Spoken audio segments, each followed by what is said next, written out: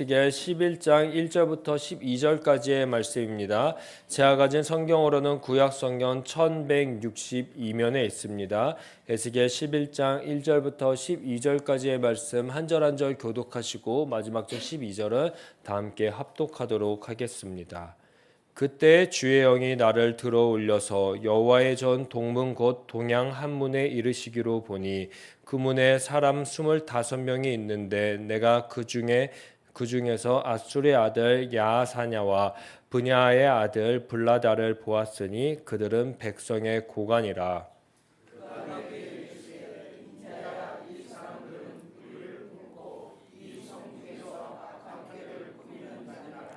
그들의 말이 집 건축할 때가 가깝지 아니한즉 이 성읍은 가마가 되고 우리는 고기가 된다 하나니.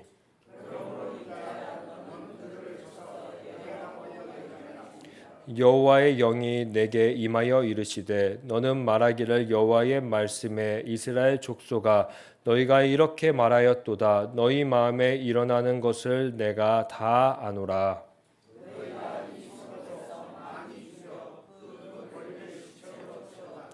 그러므로 주 여호와께서 이같이 말씀하셨느니라. 이 성읍 중에서 너희가 죽인 시체는 그 고기요 이 성읍은 그 가마인데 너희는 그 가운데에서 끌려 나오리라.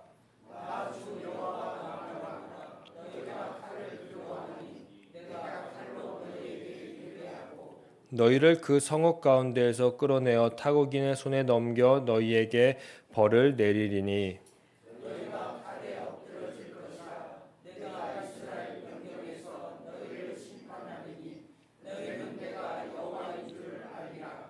이 성읍은 너희 가마가 되지 아니하고 너희는 그 가운데에 고기가 되지 아니할지니라.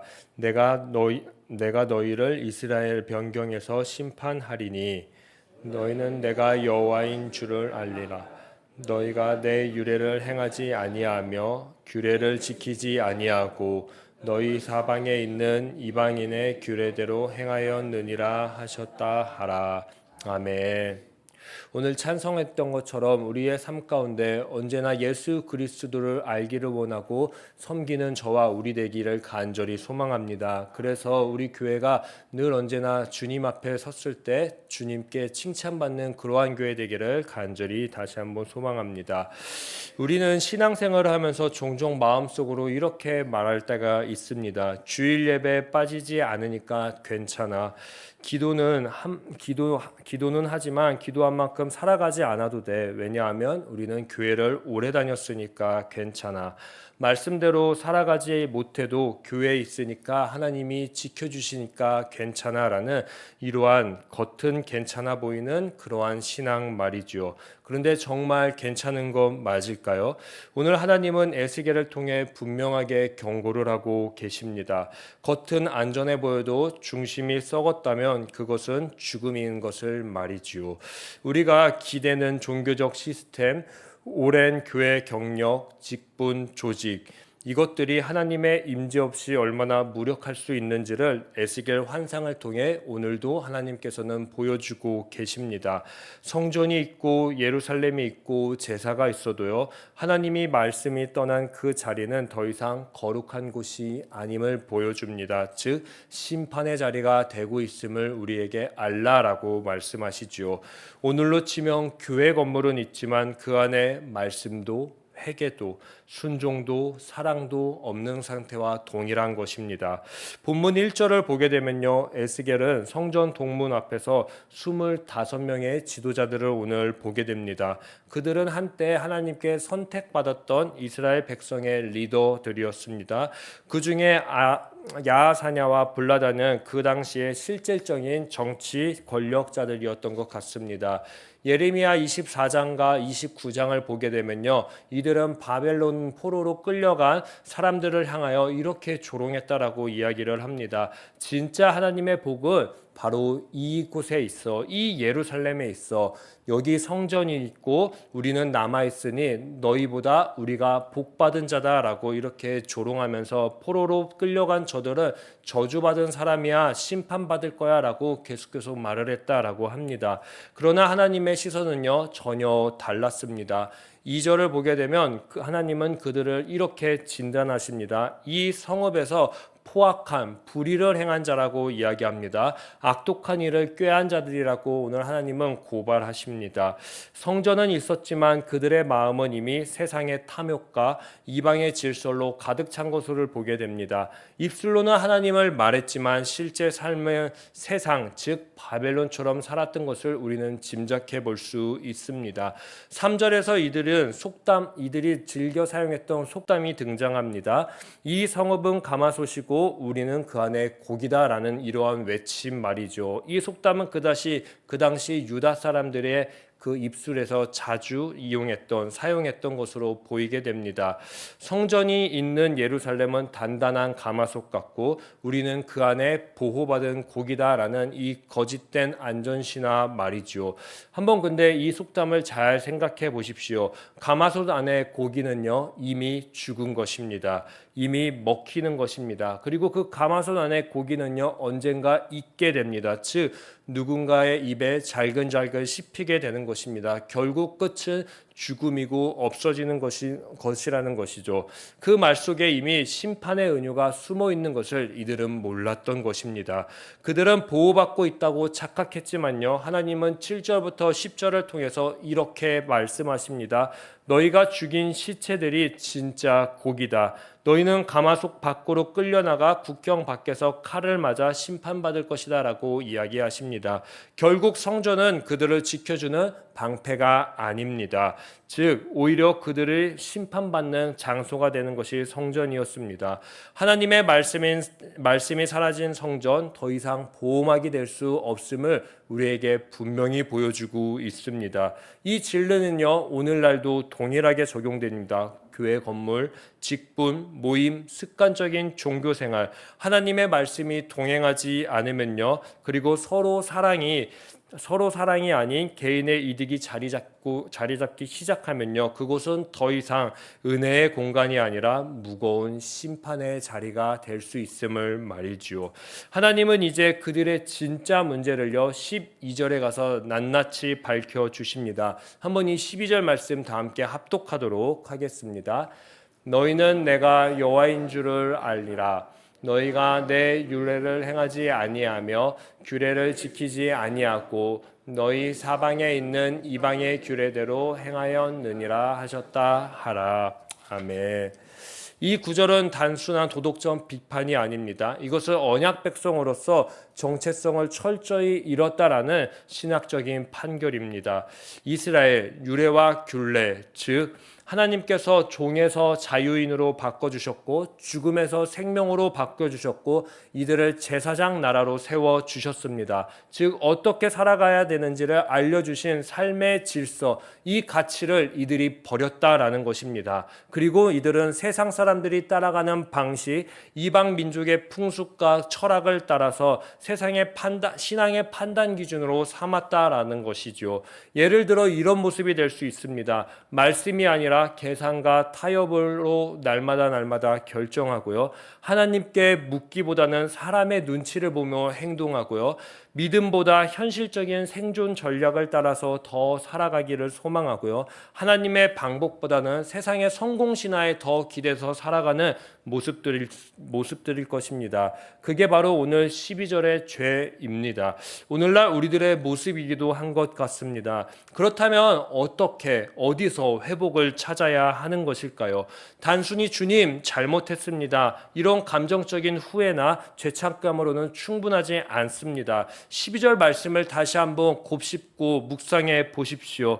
하나님은 우리에게 이렇게 말씀하십니다. 제발 나를 좀 알아다오라고 말이죠. 그리고 내가 정한 이 율례대로 행해달라고, 이 말씀을 좀 지켜달라고 부탁하고 계십니다. 바로 이 말씀은 하나님께서 원하시는 회복이 어디에서 시작돼야 되는지를 분명히 우리에게 역설적으로 표현하고 있습니다. 회복은 죄를 깨닫는 것에 그치지 않고 삶의 방향을 바꿀 때 그제서 회복이 되는 것입니다. 즉 하나님의 말씀을 삶의 중심으로 다시 세우고요, 말씀을 기준 삼아 살아가는 데 진정한 회복이 시작되는 것이죠. 하나님의 유례와 균례는 단지 종교적인 의무가 아니라 하나님의 백성답게 살아가는 삶의 방식인 것입니다. 그래서 회복은 내 기준과 내 습관을 내려놓고 하나님을 알고 하나님의 뜻과 말씀으로 돌아가는 것이 바로 회복의 시작입니다. 세상의 계산이 아니라 하나님의 음성을 따라 결정하고 형식이 아니라 순종으로 반응할 때 우리는 죽은 시상에서 벗어나 하나님의 영광 안에 거하는 살아있는 백성으로 다시금 설 수 있게 됩니다. 회복은 오직 하나, 말씀으로 돌아가는 것 뿐입니다. 이제 마지막으로 에스겔서는요, 오늘을 사는 우리들을요, 동문 위에다 갖다 놓고 있습니다. 세우고 있습니다. 그리고 우리에게 이야기합니다. 우리는 지금 어디에 서 있습니까? 겉은 괜찮아 보이지만 마음은 메말라 있지 않습니까? 말씀보다 분위기와 조직에 더 의지하고 있지 않습니까? 나도 모르게 세상의 방식대로 신앙을 재고 있지 않습니까? 하나님은 오늘도 우리들에게 묻고 계십니까? 너는 나를 정말로 아는가? 나는 너의 주인인가? 너는 나의 율례와 규례를 믿고 따르고 살고 있느냐라고 말이죠. 사랑하는 성도님들, 오늘 우리는 가마솥 안에 고기 같은 신앙을 버려야 합니다. 나는 괜찮다는 착각, 너와 나는 달라라는 착각, 너 때문에 일어나는 것이야 라는 것 같은 익숙함에 안주하는 신앙이 아니라 말씀과 회개, 순종으로 다시 살아나는 신앙으로 살아가시기를 간절히 소망합니다. 말씀 앞에 우리 다시 한번 섭시다. 회개로 다시 한번 시작합시다. 그때 하나님께서는 심판을 거두실 것입니다. 그리고 우리로 회복의 백성, 은혜의 그릇으로 오늘도 살아가게 하실 것입니다. 그러니 오늘 우리들의 각자의 삶 가운데 은혜의 그릇이 되어 주십시오. 누군가에게 은혜를 흘려보내는 삶을 살아가게 해 주십시오. 그랬을 때 분명 우리들의 삶에 회복의 신앙을 맛보게 될 것입니다. 제가 기도하도록 하겠습니다. 거짓된 안전이 아니라 진리 위에 서게 하시는 하나님 아버지, 오늘도 우리를 주의 말씀 앞에 세워주시고 하나님의 마음을 깨닫게 하시니 감사드립니다. 주님, 우리가 가마솥과 같은 신앙, 형식만 남은 믿음 안에 안주하지 않게 하시고 겉모양은 안전해 보여도 주님의 뜻과 말씀에서 멀어지는 신앙이라면 그 속에 고기처럼 심판받을 수밖에 없음을 잊지 않게 하여 주시옵소서. 하나님, 우리의 눈을 열어 스스로 괜찮다고 말하며 놓쳤던 죄악을 보게 하시고 말씀 없는 습관적 신앙에서 깨어나게 하여 주시옵소서. 오직 주의 율례와 규례, 주의 말씀 위에 다시금 우리의 삶을 세우게 하여 주시옵소서. 주님, 오늘도 우리를 성전 동문 앞에 세우셔서 주님은 오늘 우리에게 묻고 계십니다.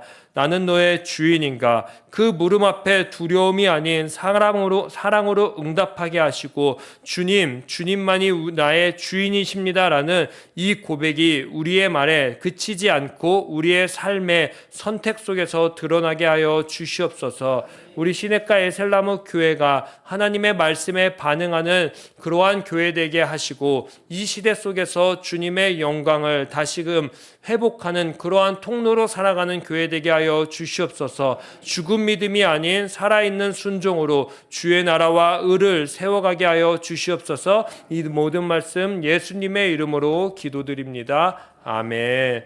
하늘에 계신 우리 아버지의 이름을 거룩하게 하시며 아버지의 나라가 오게 하시며 아버지의 뜻이 하늘에서와 같이 땅에서도 이루어지게 하소서.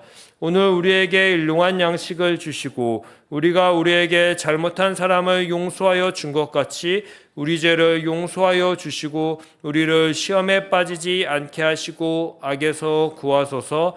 나라와 권능과 영광이 영원히 아버지의 것입니다. 아멘. 오늘 함께 기도하실 때 주님, 오늘도 우리가 괜찮다는 착각에 살아왔던 거짓된 신앙의 껍데기를 내려놓게 하여 주시옵소서. 그리고 성전이 아닌 말씀을 붙들고 종교가 아닌 거룩을 회복하는 오늘 하루가 될 수 있게 하여 주시옵소서라고 우리 주여 한번 외치신 뒤에 간절히 주님께 기도하도록 하겠습니다. 주여! 사랑과 은혜가 많으신 주님, 우리들의 삶 가운데에 세상의 가치관, 바벨론의 가치관을 내려놓게 하여 주시옵소서. 그리고 우리들이 만들어 놓았던 성공적인 신화, 안전적인 신화들을 찾게 하시고 그 모든 것들을 오늘 주님 앞에 내려놓게 하여 주시옵소서. 우리 안에 진정으로 하나님의 그 말씀을 회복하게 하시고 하나님